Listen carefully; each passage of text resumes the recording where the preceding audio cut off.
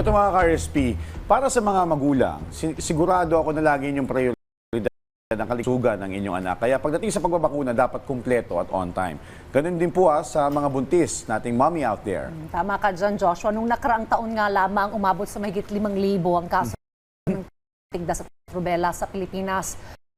Tumaas po ito ng 32% kumpara nung 20. At sa 3% ay mga batang hindi nabakunahan. At kaugnay niya, makakasama natin ngayong umaga ang pediatrician na si Dr. Maria Cristina Ignacio Alberto. Magandang umaga po, Doc.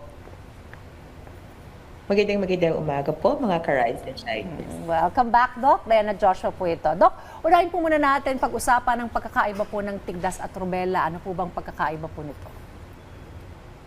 Una sa lahat, iba po ang spyroot na sanhi ng measles at ng rubella. So, ang measles po ay sanhi ay rubella virus. Ang rubella naman po, at tinatawag nating tigdas hangin, ang sanhi po nito ay rubella virus. So, sa dalawa, ano po ang mas madala sa bata? Ang measles po ay mas delikatong sakit kumpara sa rubella. Ngunit kung ang rubella po ay dumapo naman sa ating mga buntis na kababaihan, ito po ay maaaring maging sanhi ng pagkamatay at even permanent na congenital anomalies sa unborn child. Ano-ano po yung mga sintomas, Doc, na dapat bantayan ng mga magulang sa kanilang mga anak? Unahin po natin ang tigdas. Ang tigdas po ay 10 araw na sakit.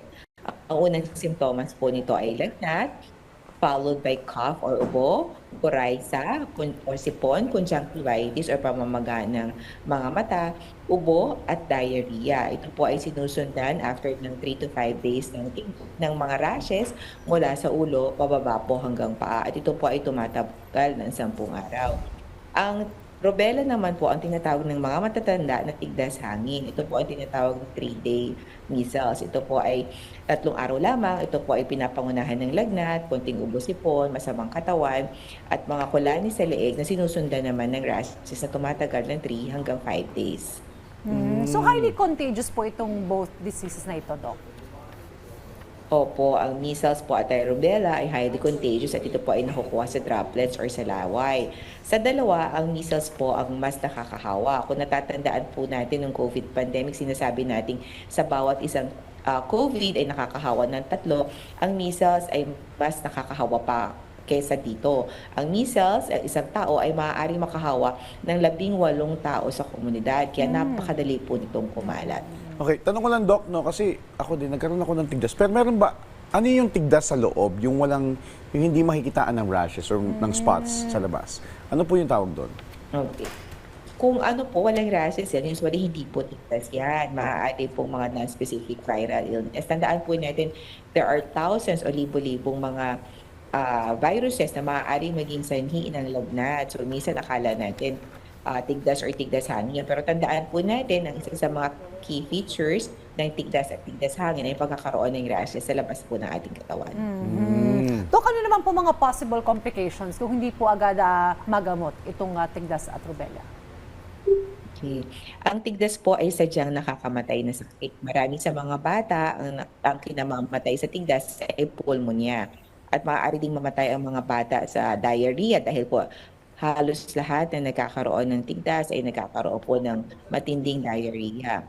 Ikatlo po ay ito po rin ay maaaring maging dahilan ng encephalitis o pamamaga ng utak na maaaring mauwi sa disability at kamatayan.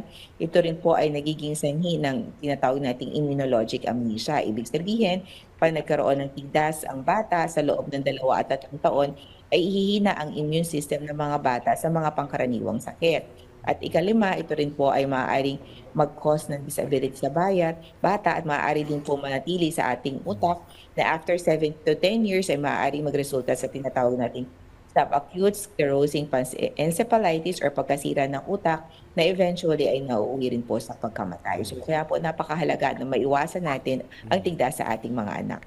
Okay, so, Doc, seasonal ba ito? Meron bang panahon na meron mataas ang kaso ng tigdas? At para po doon sa mga magulang, pagka po nakitaan nila ng sintomas yung kanilang mga anak, ano po yung unang dapat nilang gawin? Okay, so ang tigdas po usually all year round yan. Pero napansin natin tuwing taglamig, lalo na mga bandang December hanggang January to February, ay tumataas ang kaso ng tigdas. Para ngayong taong ito, may tinatawag tayo sa tama si Miss Diana, may talagang surge suddenly ng 23% ng measles cases, particularly sa Mindanao area. So 73% nga nito ay gawa ng mga pagkawalan ng bakuna ng mga bata. So napakahalaga sa mga magulang na kung may simptomas po ng tigdas ang mga bata, ay dalhin agad sa pinakamalapit na doktor at health center. At pinakamabuti po ay prevention or iwasan po ito at paano tayo makakaiwas sa pagbabakuna. Ayun, bakuna. Well, Doc, sabi mo nga highly contagious. Eh, paano kapag may isang merong tigdas sa school? O sa bahay. O sa bahay? Ano po ang mga dapat po nilang gawin? Okay, una sa lahat po, tayo lagi natin pinapayo, Ms. Dayan, di ba, ang prevention. So dapat po talaga, bago pa natin ipasok sa eskwela ang mga bata, ay kumpleto na sa bakuna. Kaya nga po, nilaunch ng Department of Health ngayon ang pagbabalik bakuna ng mga batang 6 months to 5 years old. So kung talagang meron na pong tigdas na presence sa ating school or sa ating mga bahay, kailangan po wag na papasukin ng bata sa eskwela kasi makakahawa po ito. Ikalawa, kung nalaman po ng guro na nagkaroon ng measles sa isa sa mga estudyante, i-advise kagad ang mga magulang na pabakunahan ang mga lahat ng kamag-aral ng bata at lahat na na-expose dito within 72 hours upon exposure. Tapos ikatlo po, syempre po kailangan dalhin agad ng sa doktor ang bata for proper medication and supportive therapy sa bata.